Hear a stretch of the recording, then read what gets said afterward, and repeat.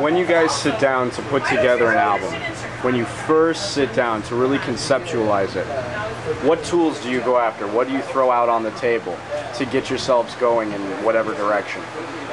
It's a very private thing. It's a very delicate process. It's a secret recipe? There might be. It's even secret from us. I mean, you know, the way we think about it, it's not easy to put it down into a plan or words or even describe what's going on, because it's something you just float along with. So you just sit there and just start jamming until something comes out? Yep. Really? Totally. Everything is born out of natural jamming or something that hits you in the spur of the moment. What about lyrically? Comes after the music, pretty much. I write down things all the time and I keep it in a drawer, kind of small sentences, just a few words sometimes. And then when the music is done, when we have the sketches ready for a new song or a new album, that's when the whole lyrical process takes a start. So, because I need to feel what is the song about, how does it sound, what kind of words does it need, you know. So writing music before the lyrics is necessary, because otherwise it's very hard to adjust. Like if I write lyrics first, you have to adjust the whole song to that, and I think that's the wrong way to go. So it should be the other way around. Okay.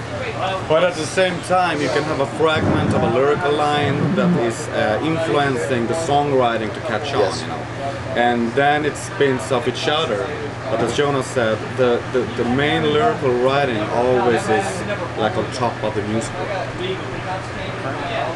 And finally, when it comes to your fans, and they're listening to your music and whatnot,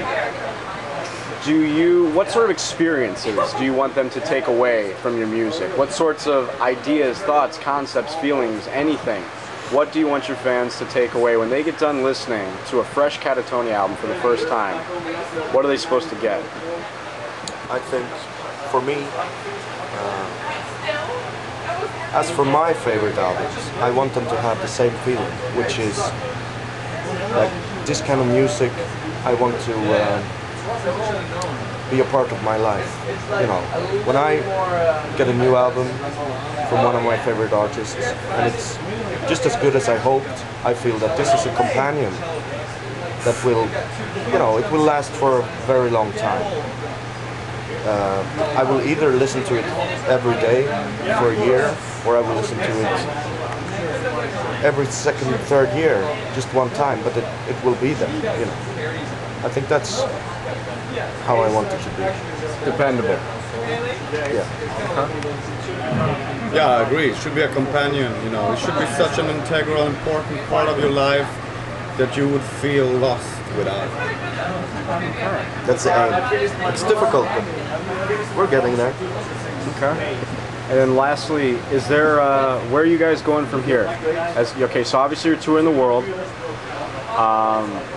This album's been out for nearly a year now, right? Yeah.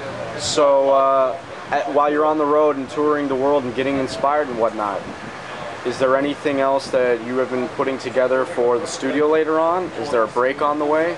What's the next chapter? We have a little bit of touring left to do. As we said earlier, we're going to Australia, we're going to South America, we're doing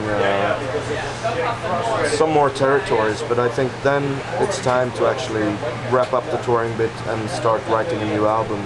Of course, with all the impressions that we've got on this kind of worldwide touring that we've done for this album, it will probably affect the sound of the new album, because it's so rewarding to come out here and play. So it shouldn't be a problem to actually start writing music again pretty soon. Yeah, I totally agree. You feed off every experience you have, and that gets you inspired, it gets you motivated. My worst enemy is losing motivation.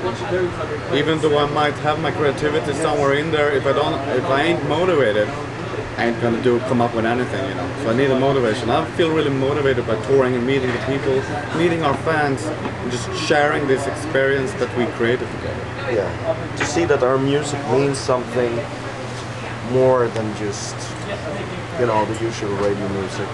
That's, you know, that's the perfect reward, and it's, as Anders said, it's very motivating. All right, well, fellas, thank you very much. It's been a pleasure sitting with you. Thanks. Hank Pearl with thedailyrock.com, again with Katatonia tonight. That's all, folks.